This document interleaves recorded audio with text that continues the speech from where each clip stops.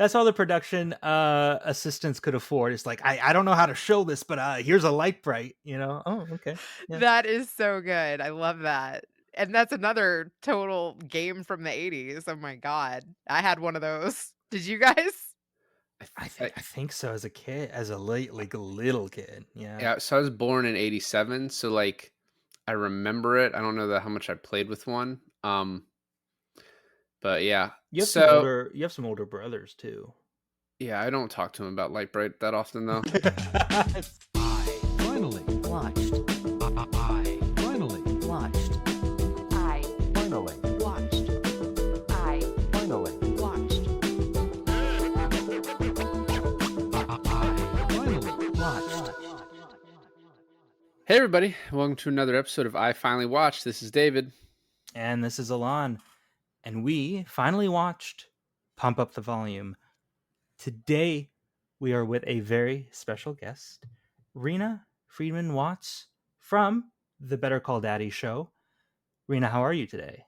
I am so excited to talk about this movie. This is like one of my favorites. So I'm really excited. This is, I believe, the second Christian Slater film we have done on this podcast. The first being True Romance, which really threw us for a loop, at least threw me for a loop. I was just like, oh man, do I like Christian Slater movies? Like, is this like a aesthetic that pleases me? Because I'm a big fan of Heather's, right? And I'm Yeah, a that was and I another classic. and this one, Pump Up the Volume, gave me such Heather's vibes. Yeah, for sure. I was just like, is this like a prequel to Heather's? Like showing how our character from Heather's got to where he became? And Christian Slater does play such an iconic character in this and in Heather's, in which it's like he's a good looking guy. Right? He's Dude, a I think very I picked handsome my guy. husband because he slightly looks like Christian Slater. I kid you not, like, people have told my husband that he looks like Christian Slater, like, Oh, it's then you're not gonna like the next thing I say, because I was gonna say he's also a super creepy looking guy. okay, I dig the widow's peak. No, he can just give off that such a Oh, yeah. vibe that he can just be this like entity for whatever the situation calls for, right? He wants to be a dork, he can be a dork. Such a kind of a slick guy, he can be that. And so I remember like have you ever seen Mr. Robot? I haven't. He plays a great character in Mr. Robot alongside Rami Malek, and then he's actually playing Dexter's dad from the Showtime show Dexter prequel. And so he gets into these like good looking guy roles, but like creepy as hell roles. So. I can see that because he does, yeah, it's like alter ego. He's like the shy guy that has trouble talking to girls. He's super awkward, but then like when he goes home, he's like wild and crazy. Yeah. And I wanted to hang out with both. Yeah. No. I think we'll have a lot of fun talking about this film today for sure. Reena, I mentioned earlier that you are the host of Better Call Daddy show podcast. Can you explain to us in the audience a little bit what that's about? Yeah, so Better Call Daddy is a show that I do with my dad because truthfully, he is my hero. I called him right before this. He's always who I call with all of my problems, and he doesn't hang up most of the time. So I wanted to kind of do something creative, like a project in my 40s. And I thought, he won't back out. He's always wanted to have his own show, and he's a total character. So I thought it would be cool to interview guests, share the stories with my dad, and then have him weigh in with his intergenerational perspective at the end of every episode. Like, dads love it.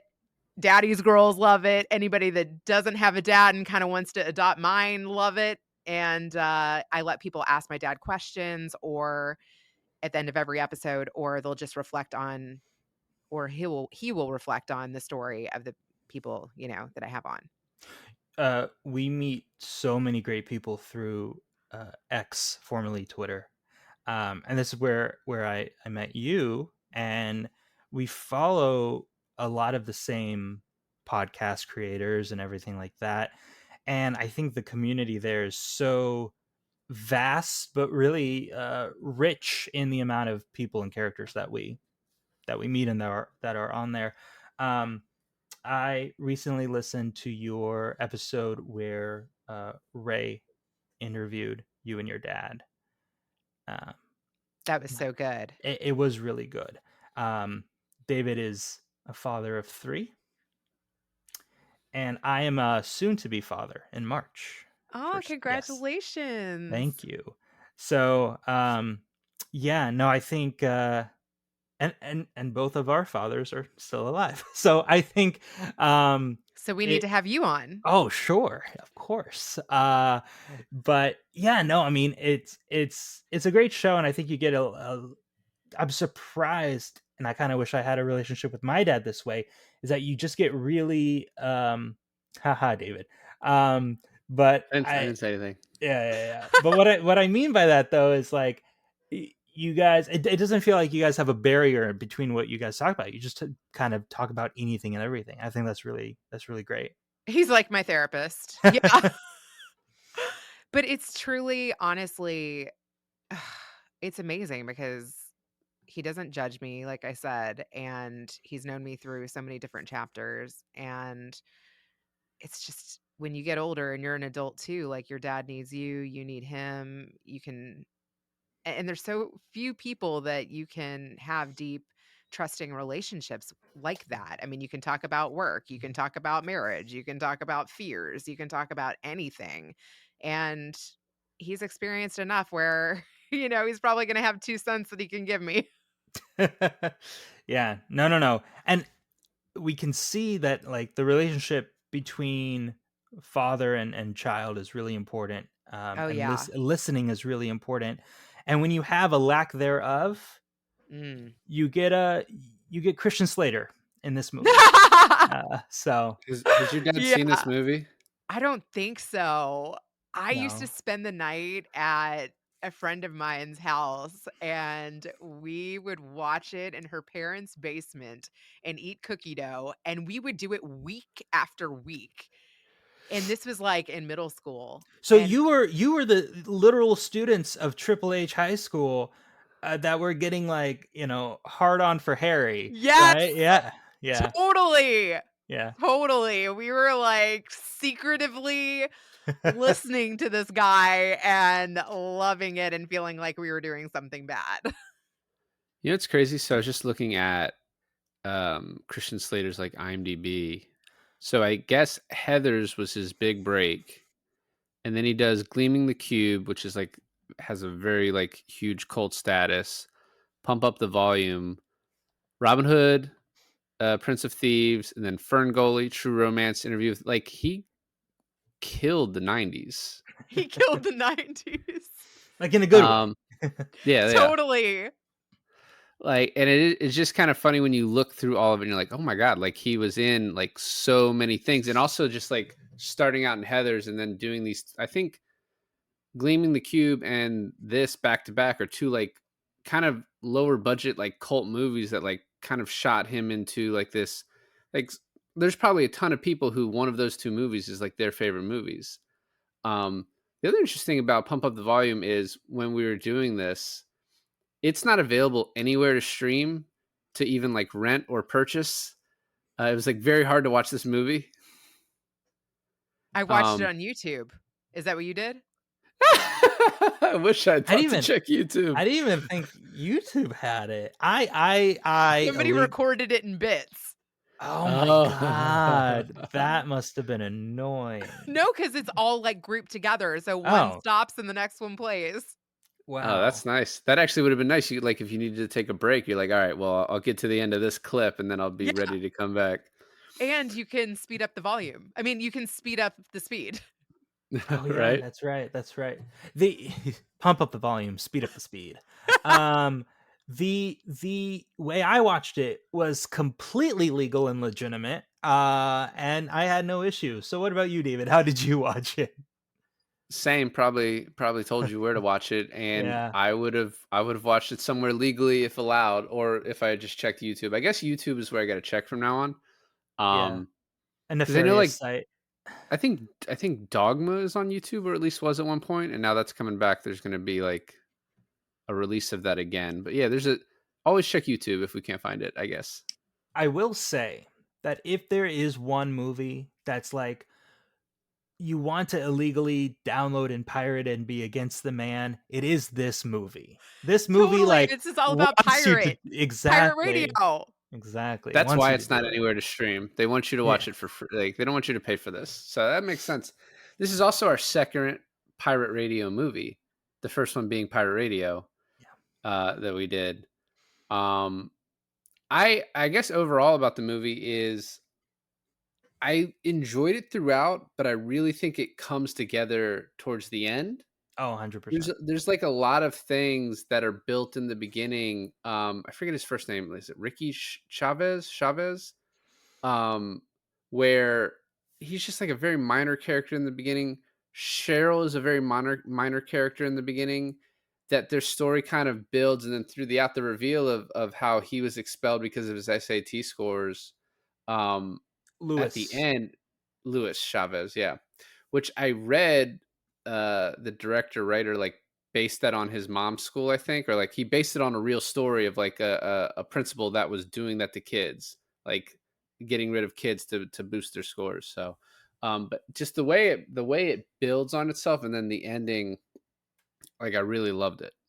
There's a part in the middle of the movie where it's revealed they're like the best school in the nation, and I'm like, this hunk of shit, like what what are they talking about? Like You're this is like just fake reviews. Yeah. I was just like, this just looks like a normal high school represented in the late 80s and 90s. I'm like, what's so special? And then I love the slow reveal. It's like, oh, we have the best AT scores in the country. I'm like, okay, but how? Oh, we've been expelling all the students that record below mark. And I'm like, oh my god, that's the big reveal. And I love it that it's put in a position where Mark's dad is like the new education commissioner and everything like that.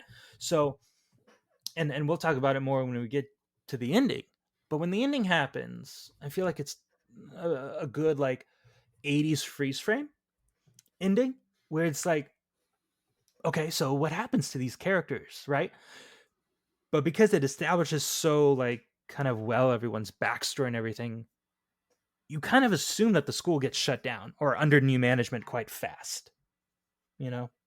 It's funny. I just wanted to go back to the like, this is the best high school thing because now I'm a parent Yeah. and I have 4 children.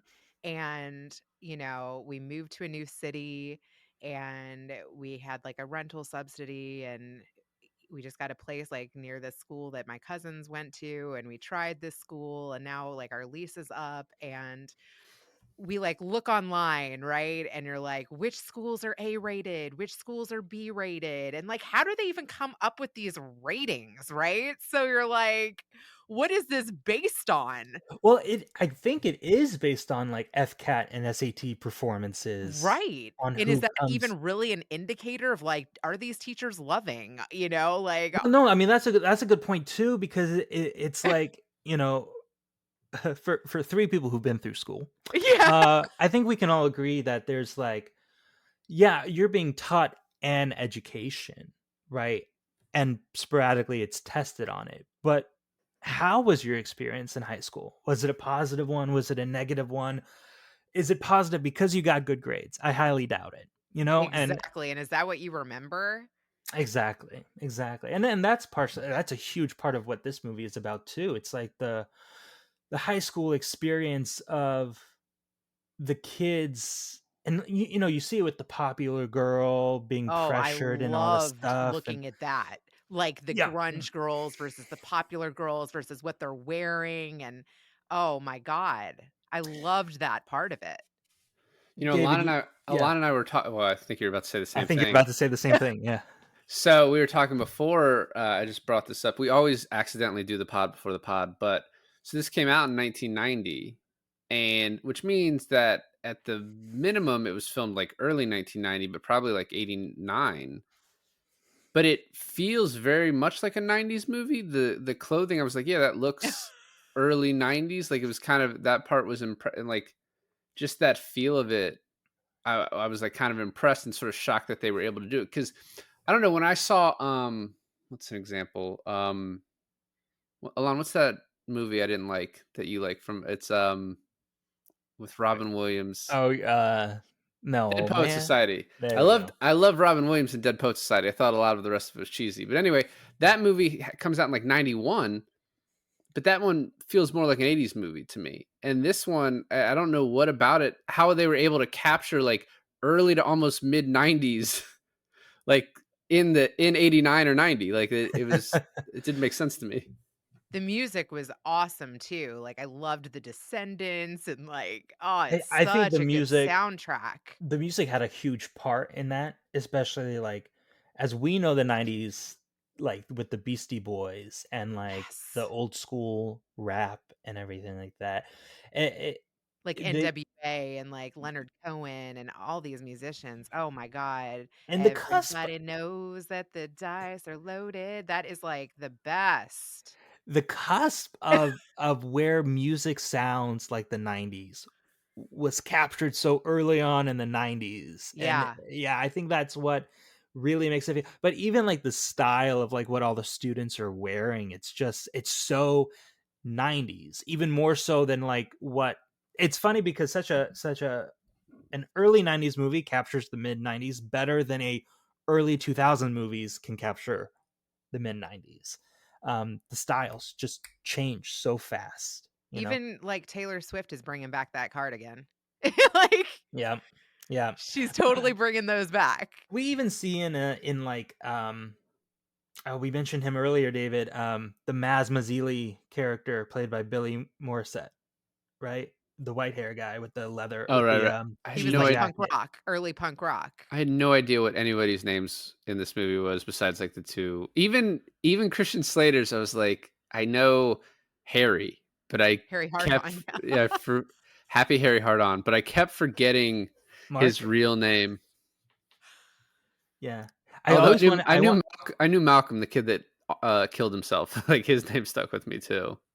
yeah. And that's the thing. This movie went from like the beginning of this, I was like, oh, this is just like a very like philosophical movie, without much of like a plot, and then it just builds on itself until it like reveals like a pretty well put together plot, and that can make you laugh, can make you kind of excited, and can also make you like borderline depressed about like these kids.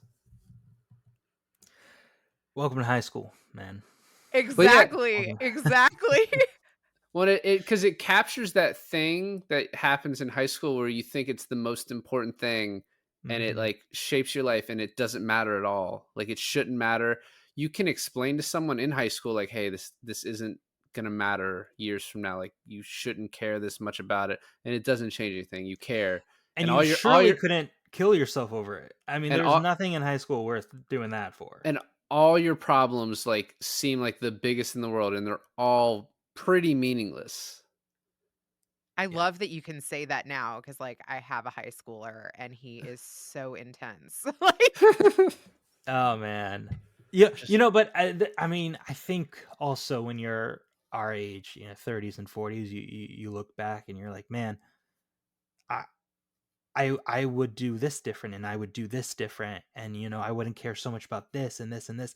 But then I think that you get to a certain point where like, but I also wouldn't change a thing, I'm more there. Maybe that happens in your 40s.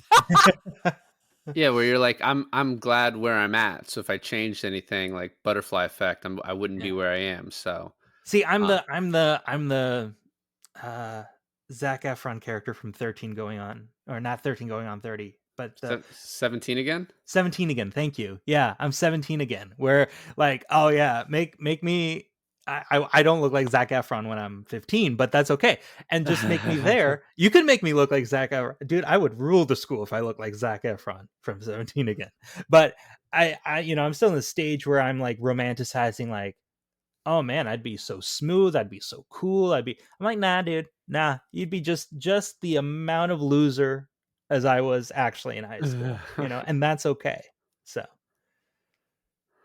yeah. I don't know how much we want to kind of go through the plot. let's go through the plot. We'll do start at the beginning. I do think like I had as the movie started, you have a bunch of questions that like kind of, I was like, how are people not recognizing this very distinguishable voice of Christian Slater, because they sort of play it. A lot of it is him speaking and you're in the room with him, and then you sort of hear it on the thing, but then as the movie goes on, you're like, oh, that's not his voice. Oh, he's doing something with it, and it builds on that. It's not some exposition in the beginning where he's like, time to turn on my transformer so they don't recognize me. I think that part is done pretty well. And I think the movie also, like, in the beginning you just think, oh, these kids are just, they hate high school because of the hormones and everything, but the movie builds on like, oh no, this school actually sucks. So this is a good time to mention that review that I talked about earlier. So on the site that I illegally watched this movie from, there were people who left their review on this movie.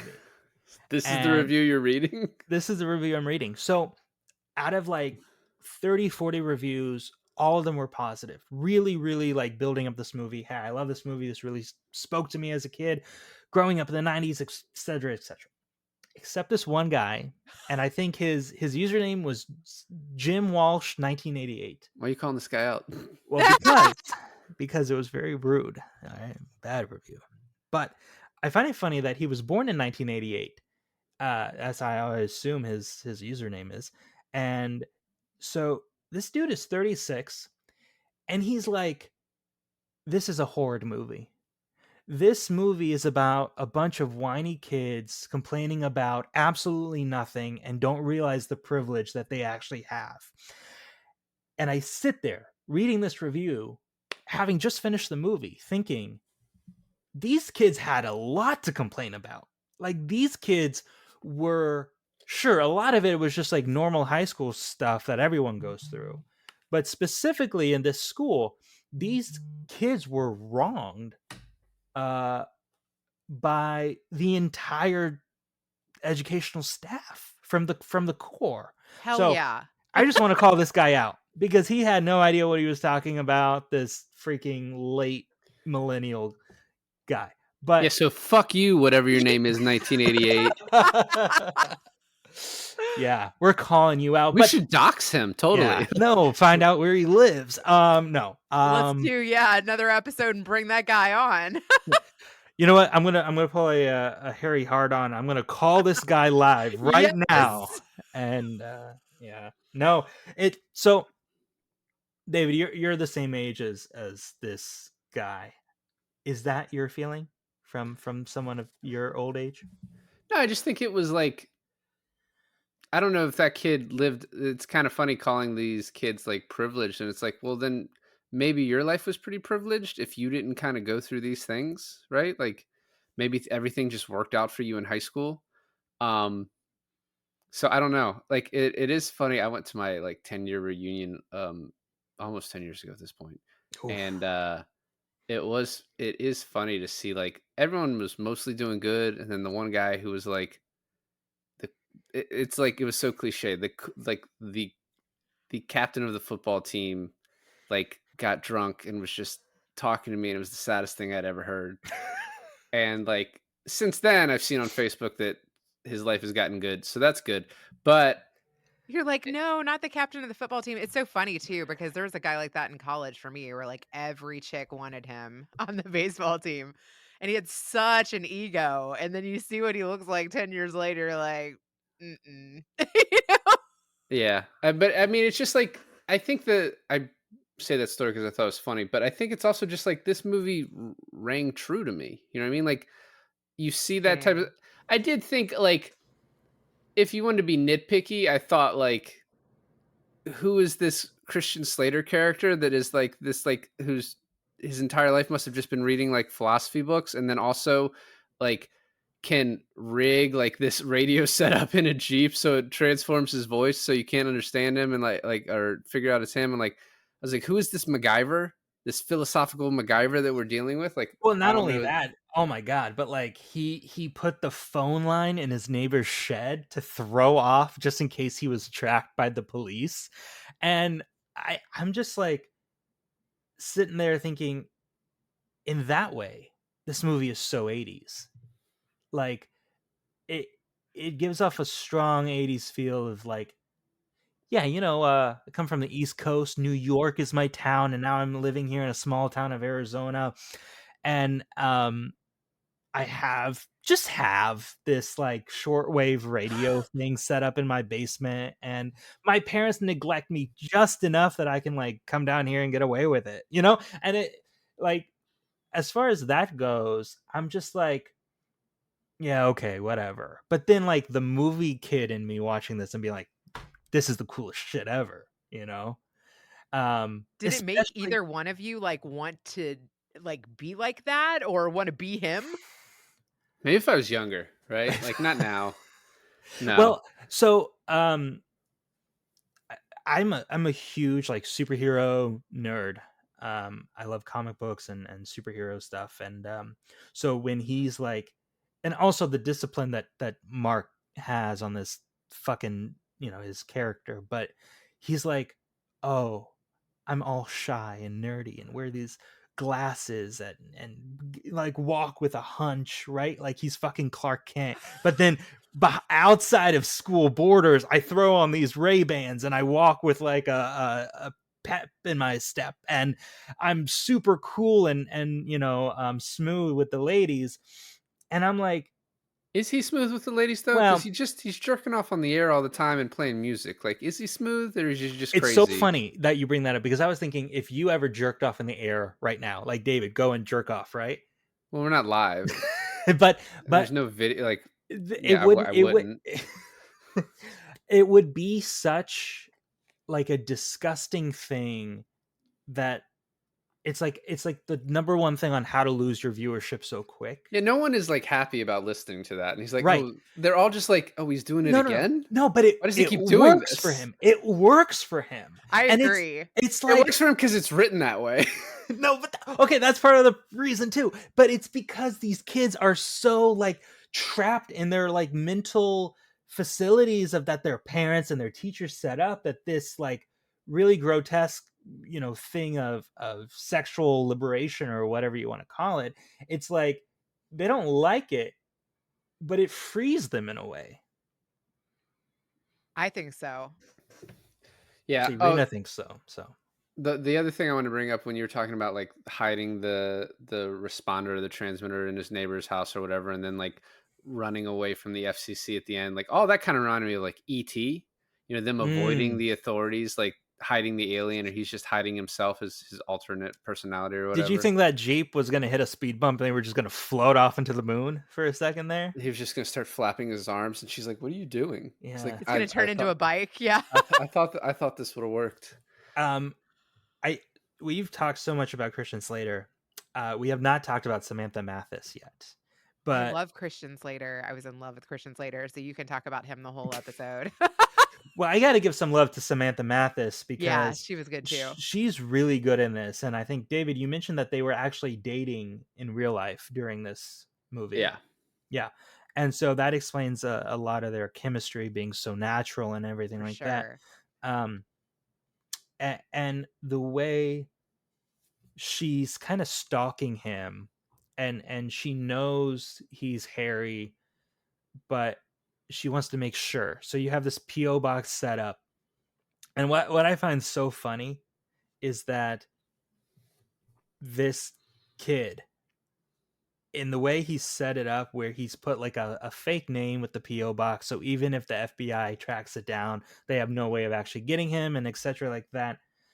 I thought he was caught when, during the school assembly, the secret PTA pop-up, where his dad, played by Scott Pollan, who is also really good in this movie, he's like, my family just moved here off the East Coast, and I have some, whatever. And I'm like, oh, he's caught 100%, because on the show he mentions how he's from the East Coast, and I'm like, so you look up kids who have access to those super secret student files, and then you track down the only one who just recently moved here on the East Coast. I'm like, the dude is done for. But they're so stupid that they can't find him unless the fucking FBI gets involved, He'd probably be caught a lot quicker today. Oh, well, yeah, that's true too. For sure. Like his ISP address.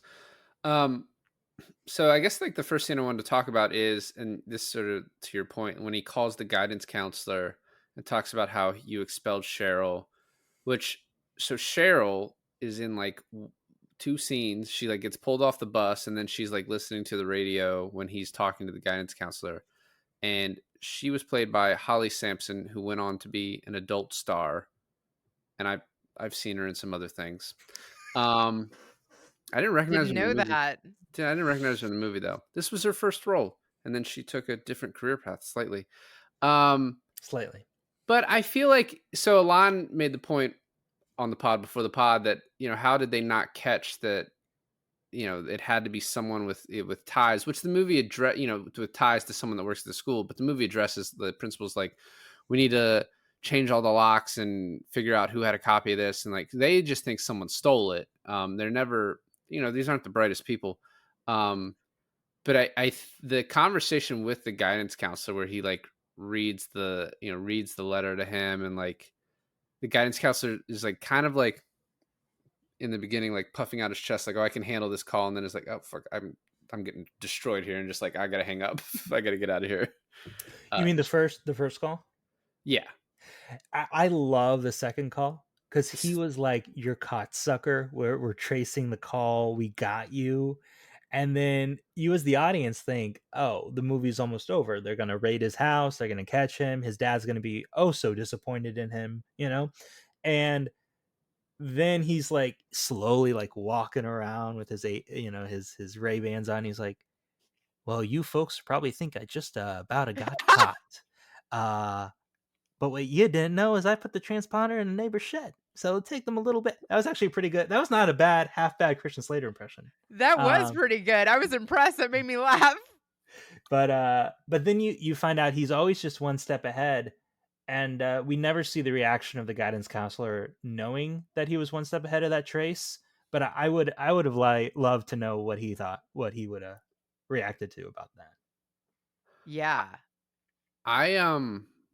I had a little problem with this because, you know, I'd seen Mission Impossible.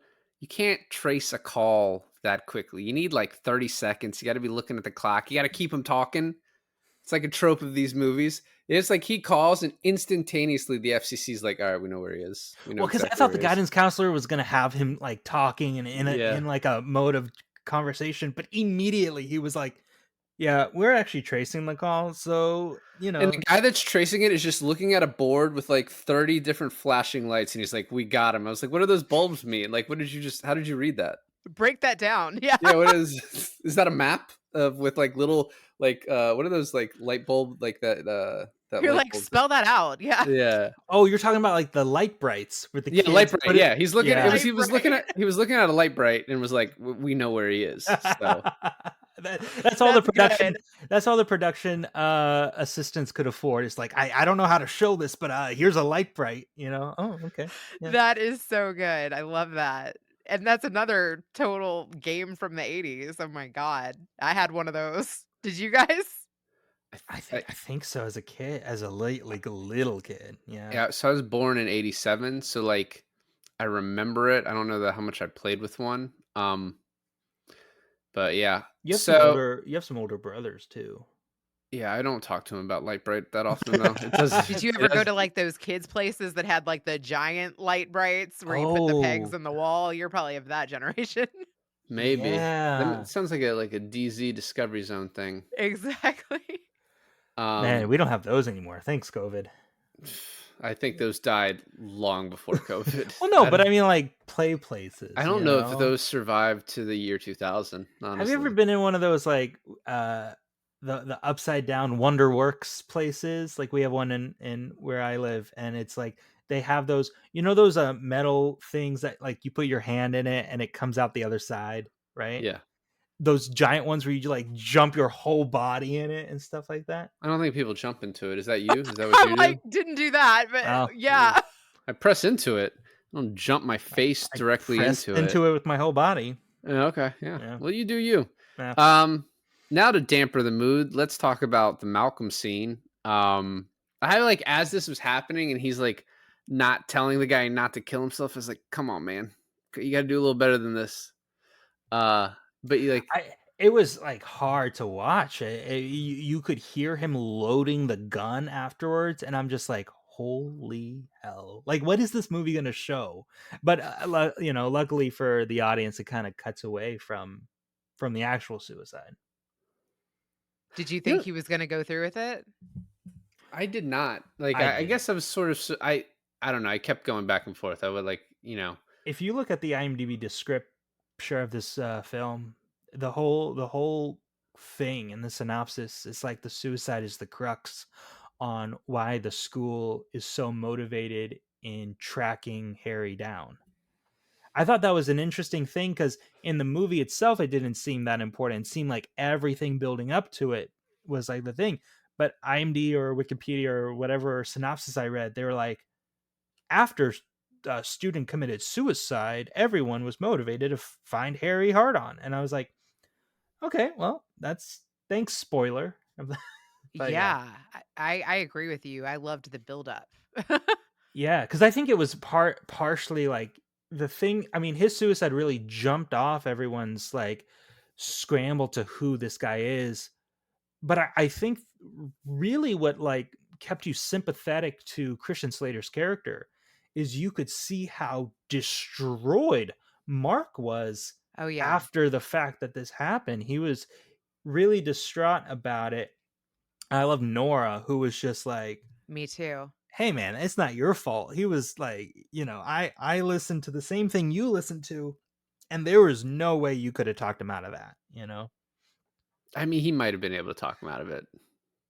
I mean, if he was like a shred more sympathetic, maybe. I don't Just know. like, hey man, there's no, I mean, because I think that sort of changes him from there on out a little bit. He tells me, he's like, don't kill yourself, just go fucking crazy, which is, I think his like legal liability for the suicide is pretty tenuous, but like telling people to go crazy and then the smart, attractive girl burns her parents' house down, that might be some charges right there. I don't know. I feel like the ACLU might get involved, like, at least in the 90s, they would fight for free speech. So there might be, I don't know, he might get a good defense team involved with that. But yeah, there's going to be some charges when that girl burns her house down, I think. If she Felt just blew up like a microwave, don't a be so. revolution. Yeah. Maybe he doesn't even want lawyers. Maybe he was like, he's a political prisoner, Here's a good question. Next time we see her, she has 2 black eyes and a broken nose. Are we to assume that her father beat the crap out of her? I think I so, was yeah. I was assuming that. I think because we see him sporadically before this, kind of being on top of her in a controlling manner, and so and I hate to say it, but it was the 80s and 90s, so that kind of stuff is a lot more frequent and allowed. It was going on. It was going on, Swept under the rug. swept on the rug a lot. But I like the detail how, oh, she's Miss Perfect, she gets good grades, and she's Miss Hoity Toity, and then she's having this meaningless breakdown about like what being too perfect. Her dad's abusive. Okay, so Daddy now issues. now it gives a whole, yeah, exactly. Now it gives a whole nother layer of what was happening internally. Yeah. I feel like that just relates now too. Like we all put on our happy faces and a lot of people have things going on and you would never know. Well, it also shows that as long as she got good grades and fell in line, her dad was really proud of her. But as soon as she, was a little bit crazy, she got beat. Man, you really just have gone with this, like that this guy was abusive. You're really just besmirching Mr. Popular Chick's dad. Well, so you think what, she got the 2 black eyes and the broken nose because the microwave shrapnel like hit her in the face? Like what's your thought? Possible. It's like very Oh my possible. God, Yeah. I knew it. Very possible. No, I'm totally with you. I thought that too. I do like how when the popular girl and the I was gonna call him Skid Row guy, The rebel. Yeah. Sid Vicious, he had a black eye because the assistant principal punched him in the face. I was like, oh, that's good. They have like matching Matching shiners. Yeah. That scene was crazy when he just punches the kid. So also around this time we have Nora is like taking notes to figure out who this guy is, and then she finds him on the stairwell.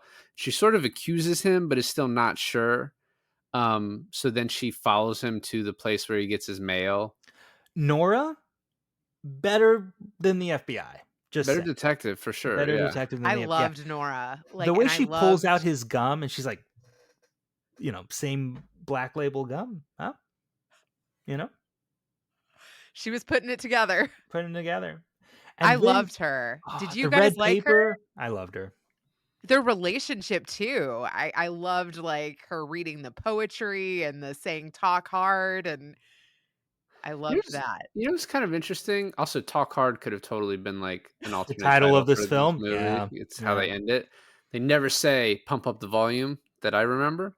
Well, it's so strange because Pump Up the Volume is kind of a like a musically inclined saying. It's like Pump Up the Volume, the music, but he was more of a talk show host. Yeah, Talk was- Hard yeah. would have been a great title for this film. Heck yeah. So one thing I found interesting is that very clearly in the beginning of the movie, he's like attracted to the smart, popular girl. Is that Janie? I can't remember what. Oh, Paige. It's Paige. Yeah. He's attracted to Paige. He tries to talk to her. Yeah. And then Nora shows him some attention. He's like, all right, well, I'm all about Nora now. I felt like he was better with Nora. No, he was, for yeah. sure. And I like to think that Paige got together with Sid Vicious. I like that too. They matched better. Well, that's definitely her, fighting against her father's wishes for sure. That's going to get her more black eyes. I like in the beginning when we no, shut up. I like in the beginning when we are introduced to Paige and her dad is seeing her off and he's like, "Bye, honey." And then I think his name in the film is Maz. And Maz is like, "Hey, Paige." And then he sees her dad, he's like, "Hey, Mr. Page." You know, if the dad was abusive, don't you think he would have like said something to Sid Vicious right there? You know, See, guys who hit women are fucking pussies. That's why he didn't say anything. I don't know. I don't know. I don't give a shit if he beat her or not. You know what I mean? Like it's a fictional character. I get it. You don't care about the fictional innocent characters. It's fine. We She's never not know all that who the innocent. beaters are, right? Like they're She secretive. fucking blew up her house. She's not very innocent. She's not very stable either. Yeah. So next, he talks to a gay kid and about this whole story about. So there's this very like subtle line where he's like these athletes like tricked me, and then like he says they made me do things, and then it sort of just keeps cutting to like different authority figures, parents, cops, the news guy, whatever, and so you don't like hear the stuff that they made him do, which is very interesting. But because the gay kid then after that says like he won't even look at me anymore, so very clearly they made him do like some kind of fucked up things like that should be a crime. But it's like all the authority figures are just like justifying like, oh, that didn't really happen, that's fake. And the one guy's like, I don't know, man, shit like that happens. He's like, oh, did it happen to you? Huh? You big queer? Like, I mean, like they're just like make a joke out of it. And so it's I think it's It's the way you said it, David. you all right? So but I just think it's like this movie kind of plants like a lot of things subtly like that, like, oh, something really fucking dark happened here and we don't have to explain it. You can just leave it to your imagination how like fucked up this situation was. And then two, the authority figures are like, nah, the kids are all right, like they're fine, like this is all bullshit, they have nothing to complain about, they're at a great school, like this is just teen angst. They kept brushing it under the rug, right, with like the suicide and and not only did they keep brushing it under the rug, but they kept blaming Harry for everyone coming out with their problems. And they're like, before this guy came along, we were all okay. Everyone was keeping their fucking mouth shut, just like how we like it. We don't want anyone to, cause a hubbub about, their own personal lives. And then it's like, I'd like to believe, especially with the Mimi Kennedy character, that the teacher, I recognize her from Little Shop of Horrors. Wow, I didn't put that together, but yeah. She's the really high-pitched love interest. And that's my Mimi Kennedy impression, folks. Be here all night. So she started like she was the only sympathetic adult apart from like Mark's parents, but really at the school, she's the only sympathetic adult that like tried to help the kids at least. Yeah, she was likable. Mimi Kennedy is the mom. Ellen Green is the Oh shit, you're right. It's Alan the Green. teacher. Yeah. Yeah. Which so I'll bring this up now because you brought her up. Wow, for someone who's never watched Little Shop of Horrors, you sure were fast in correcting me, huh? Felt good. Yeah. Felt really good. Yeah. No, but so in the beginning of this, she's reading out his writing assignment. She's like, "You're an amazing writer. You need to like go work for the newspaper." Then at the end, after she gets fired, she goes up to Mark to tell him specifically she's been fired, and it almost felt like she knew. Yeah. Based on the way he talked was probably very similar to the way he wrote, and she knew. She also was listening the whole time, like, and enjoying it. Like, it kind of felt like the movie was like, you could read it this way. Her getting fired and then her being like, well, I'm gonna fucking burn this place to the ground was my favorite part. Oh, I love that. That's such a good analysis. What is your favorite part of this movie, Reena? I honestly love when she was like reading the poetry. Yeah. I loved that. I mean, I must have played that part over and over and over. And I loved like him on the radio too. Yeah.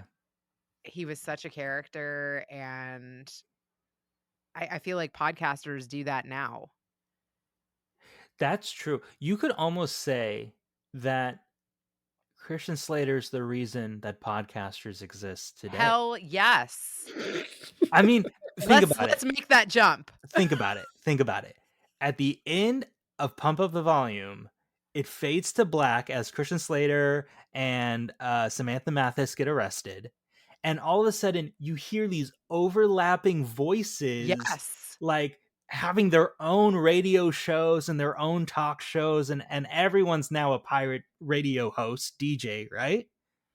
It's like that is like the birth child of podcasting. The new media. That's right. Media. Make your own channel. Well, and does the show Mr. Robot exist without like Mr. Hacker in this movie line? You know, Christian Slater is. I've never seen Mr. Robot, so no idea if that tracks. In this episode, who watched Mr. Robot? It's okay. It's a fine jump, but I think we could officially say Christian Slater, father of podcasting, and that's okay. Thank you, Christian Slater. Thank you, in more ways than one. Yes. I liked Seth Green in this. You were like, "Oh, have you seen Seth Green yet?" And I was like at a stopping point in the movie, and then he's in the next scene, just sounding the exact same for the last 40 years. Just and also causing mayhem. Like those scenes in front of that one little spot in the school always made me laugh. And like because he is able to hack into the school, and the principal's like, shut the entire school down. And everyone's like, what does that mean? What do you mean by that? Like, you want to go to the breakers, like, and just turn everything off? I don't know if you know. I love like what's his name? Andy Romano's character, Murdoch, who's I guess he's like the vice principal, or I think he's like a dean. He's like a dean. He's like in head. He's the head of like beating shit up. You know what I mean? Like keeping the kids in line. Well, no one. I just love at the point where no one's like respecting him, so that he's going around trying to stop the selling of the tapes. And then they just like turn right back around and they're like, okay, it's $5. Like, come on, like, let's keep going. And then they're just like turning on the radio. And when he comes around the corner, they turn off the radio. And he's like, you guys think I'm stupid, huh? And he literally like turns around and they turn the radio back on. I'm like, yeah, dude, no one respects you. No one cares about it, you know? It is funny that for a school that's just like kicking kids out, I guess the principal is like, we only kick out the dumb kids. So he has no real power unless the kids are stupid. And then they can get rid of those kids. All but 3 students remain at HH High School. 3 smartest kids. It's like, yeah, our SAT average is through the roof and our population is 3 people. Yeah.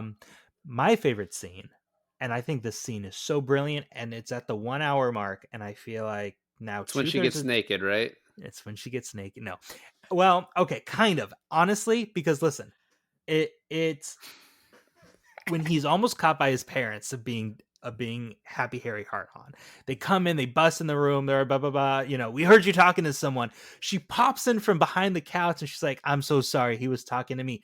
And they were so elated. They were like, "Oh my god, a girl, our son No isn't problem. gay, thank God." You know, whatever they were thinking. It was the early '90s. They could be worried about that, and they were just like so happy. And she's like, I'm gonna go. And they're like, no, stay, please, please stay. Do you guys need And condoms? yeah. Oh, like That's the Mean great. Girls mom. She's like, I'm a cool dad. Well, "I'm a his cool dad says, "You've been a bad dog, haven't you?" And I was like, "Don't talk to him like that. You've been a bad dog, haven't you, huh, son?" That's huh? gross." Yeah, it's gross. Giving her the old bone, are you, son? Like, doing the deed like your mom and me last night, huh? Yeah. all right, that's a bit much. Okay, Too far. No, it's fine. But and then that leads to like their romance, and yes, the nude scene. But then it even continues into like the next day where they meet each other at school and they like share a little kiss, and you know all that good stuff. And I think the movie really found its direction at that point where it's just like, okay, and it's I'm gonna sound cheesy as fuck saying this, but it's kind of beautiful because he started this whole thing in trying to find his voice because he couldn't talk or make friends with anyone, and now he found someone to share that with at the point where he doesn't really need Harry anymore, but the school needs Harry the most at this point. So he has nothing to lose except for the fact that the school needs him. And I think that's like a really cool uh conflict that he has in the movie. how do you think? Like, who's the first person that discovered Happy Harry? Because he said he was just talking into the void, basically. Like, who was like just listening to different radio stations and found him? Better question. When we had our first episode, who listened to us? I don't Aw, know. that's a great question. I doubt people do. It might have been Joey though. Right? Like friends and family. It was definitely we had a friend of mine, his cousin did a radio show for a small college, and we listened to it one time. It wasn't great, but it was like very fun to listen to, and we were just like talking to him about it afterwards, and like I don't know, just sort of reminded me of this that we just stumbled upon it, like finding like a feed. Well, because now it's a lot easier. You just go into someone's like website and you can find like the feed to their radio station or whatever. But I just It's an think it's app funny. now, David. It's an app now. Probably everything's an app. Yeah. So next Nora gets expelled, and like he had just told her like, "Oh, I'm ending the radio station," and she gets expelled, basically trying to like stand up for him. And she's like, "Well, I also told her to go fuck herself." Right. Well, they were saying, "Hey, low graded students, do you know who Harry is? If you do, give him up and you won't be expelled. And even if you don't know, you're still expelled." So she's the only person who knew, who could have given him up to save face at school, and still she didn't. The question I have for Reena is actually, you have such an amazing podcast, and your reviews I found amazing. You just stayed 5 stars throughout your entire uh the Better Call Daddy show career. How do you think that you've like one escalated your audience, but also not in a way where you reach to people who maybe not agree with everything you're saying? Well, luckily the people that haven't agreed didn't leave 1-star reviews. Amazingly so. We had one asshole that left a 1-star review and said nothing, just didn't write anything. We don't even know who it is. Are you serious? That's so mean. I think it's your wife, honestly, David. Probably, but she Yeah. has reasons. There have been a couple people that didn't agree with my dad. One, he was a counselor to the like abusers, and he was talking about being able to turn around abusers if it's caught early enough, like I think under 21 years old. And from my Hmm. dad's experience, like he's never really seen that work. I mean, my dad worked in a factory his whole life and he knows people that abused others, and the abusers he knew, he never really saw turned around. Like they continued to do that. So my dad really kind of questioned his research, and I think that like offended him. He was like, if I knew that your dad was going to like basically call bullshit on everything that I've been doing my entire career, I don't know if I would have agreed to this interview. Damn. That's interesting. One thing that I really liked that you said about your dad is his tendency to believe in you like full-heartedly. Like, yeah, Reena, I don't see why you couldn't get Taylor Swift on the podcast, right? How cool is that, or right? like Like stuff he like really that. believes that I should reach for the stars, and like Yeah. why can't I have any opportunity? And honestly, I had an opportunity that didn't work out today and I was already kind of feeling like I wasn't sure about it. And he was like, "Man, they need you more than you need them." Oh, that's so good. That's such a great, Is he talking about great. us? Okay, I think it's true. Yeah, I think yeah. it's true. That's true. It's true. She's like, well, Thank you it's for 12 doing this. o'clock. I didn't get their Zencaster invite yet. I don't know about this, but no. But please tell people that. Like, tell your kids that. Like, my Yeah. dad has always told me not to be a doormat, and I remember that. And he also has said, like, as long as I'm alive, nothing bad will ever happen to you.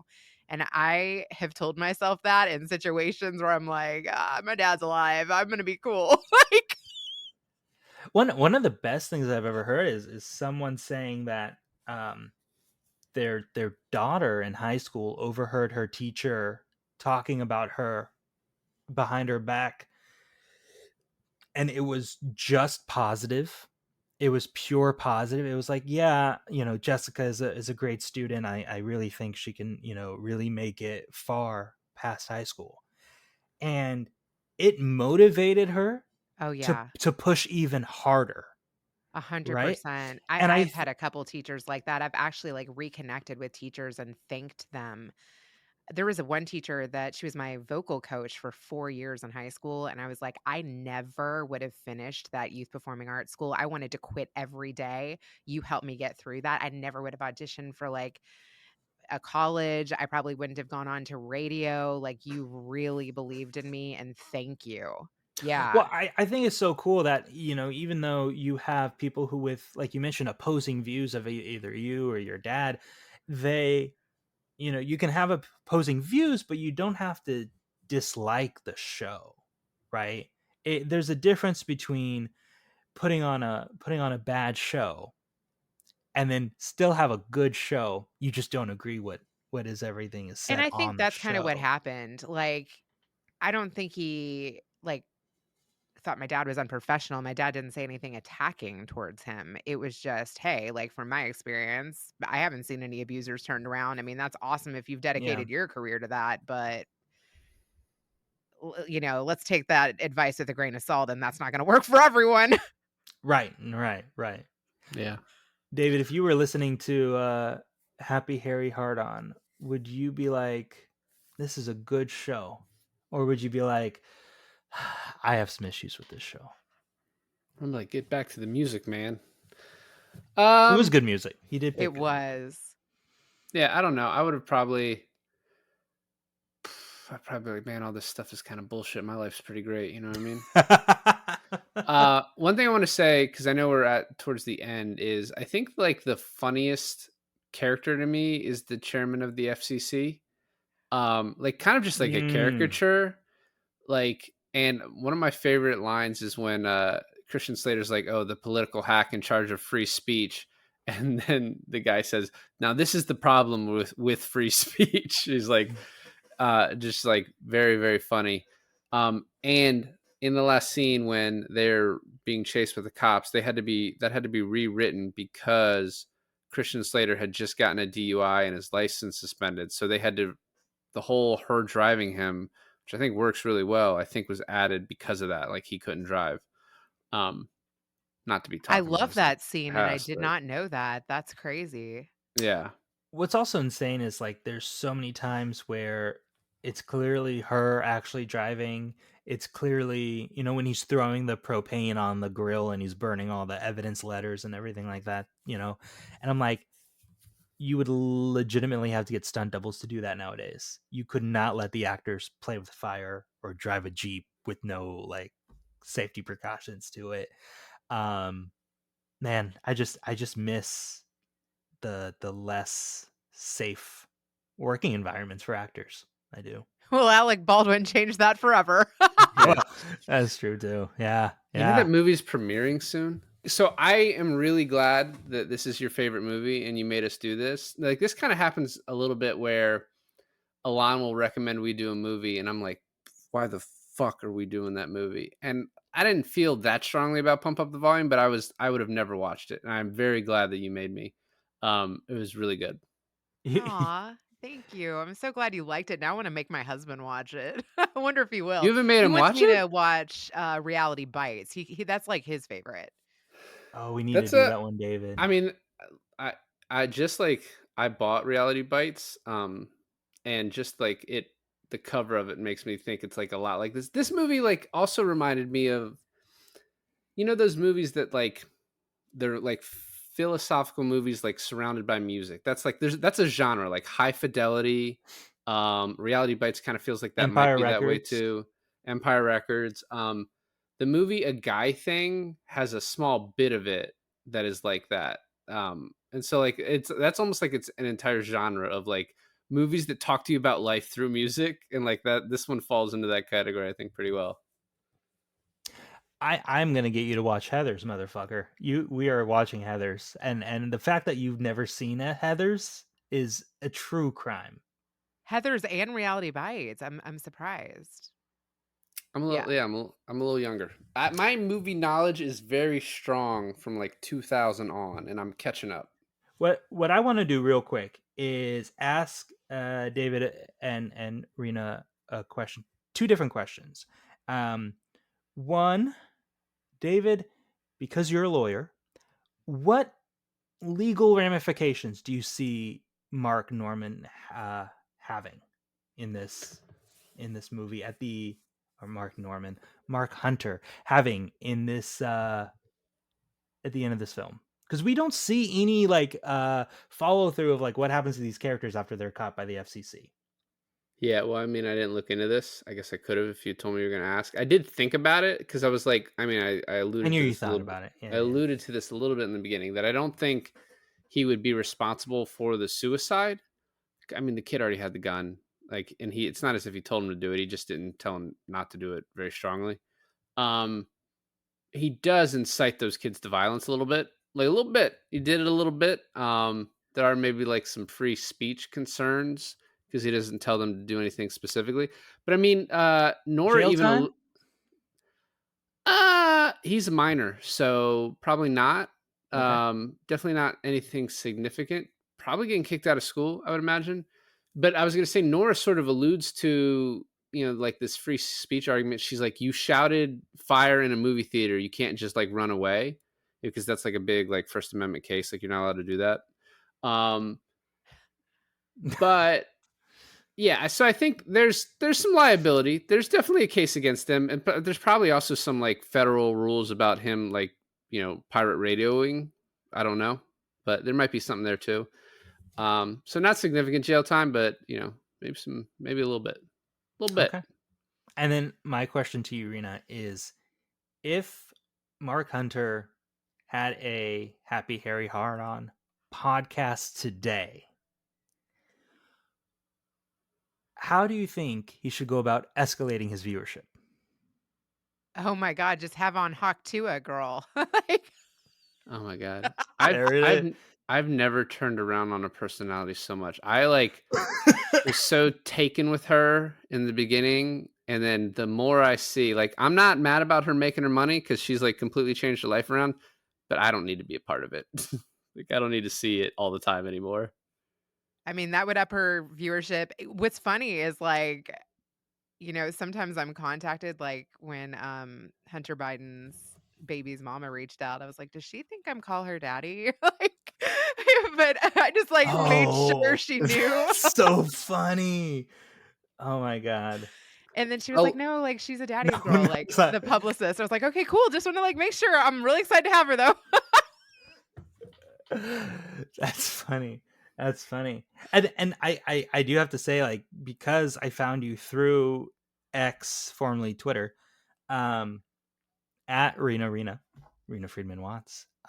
You give some of the best like podcast advice, and like that, not so much advice as well as you post such good questions that you ask the audience. So, I think questions that people like ourselves who are indie podcasters that do it really for the love of podcasting, not to really make a buck or for the anything, love of but the game. for the love of the game, baby. But I think you ask questions that maybe creators are afraid to ask and afraid to go there because they're like, maybe my stuff isn't good enough, or maybe my stuff isn't worthy to reach to a wider audience, and I'm okay with my 12 listeners or anything like that.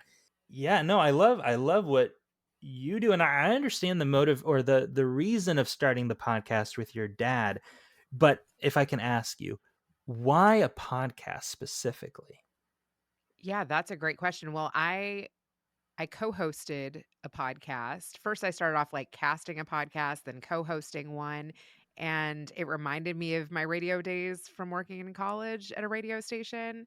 And then after working for a couple of podcasters, helping book them guests, kind of learning social media, being a part of growing other people's followings, I was like, I could do this for myself. Like yeah, I was like, it's kind of a low bar to entry, and the technology makes it really easy now. So much That's so that true. like my dad can do it, right? And I've interviewed a 99-year-old, I've interviewed a 16-year-old, all ages, right? It's like an all age show. I see in your bio that you were an ex Springer producer, like Jerry Springer producer. Yeah, Oh you man. should check out episode 210 of Better Call Daddy. I got to interview Jerry 20 years later. It was honestly one of my favorite episodes and kind of made starting the show worth it. 210 episodes in. Yeah. And by the way, you talk about your beginning being painful. Like, I have a production background and the beginning is super painful. So, yeah, I keep them up there, but there are ones I'd literally like to replace the file name. We've talked about taking maybe our first like 60 or 70 episodes and just keeping the ones we have now, but just kind of catching up like, oh, it's been 5 years since we've seen this movie. What do we think about it now? Sort of thing. And then slowly brush those under the rug. But yeah. Also, you can do like update stories. Like, I had a guy that was like episode 200, and this guy has stayed with me for 200 other guests, and he's still like, "Can I please come back on?" I'm like, dude, you've earned it. Like, yeah, let's go deeper now. I don't think we've had a single bad guest on our show as far as like people we've asked through Twitter and like friends and family. Because even if it's like maybe not the situation that you think you're going to interview, ours isn't really interview, and we just kind of talk about the film, but having on is not the situation that you think is going to happen. There's always something much more interesting that comes out of it, I feel like. I love that you leave room for that because some people are so married to like how they want things to go that they don't let the magic happen. David, you let the magic happen, bro. Just want to let you know that. Sometimes. Yeah. Sometimes. Or I'll just like complain afterwards about like how they ruined it. They just ruined it. Not this time though. You did great. Yeah, But well, like most of your complaints about ruining it is me. So If you're not that's complaining, is it real? Like, yeah. sometimes No. I'll send Alon's notes and be like, you have to cut this. Yeah, but that's mostly me. You're mostly cutting me. Yeah. Yeah. Yeah. You But said that's something okay. very offensive again. In this episode? No. Oh. No, you've been good today. Oh, good. I'm glad. Yeah. Well, guys, thanks for listening to another episode of I Finally Watched. This is David. And this is Alon. I just want to thank you, Reena, for coming out today and talking about Pump Up the Volume. I absolutely loved it. Thank you, Alon, and thank you, David. This has been an absolute blast from the past, and I cannot wait to share it with my childhood friends.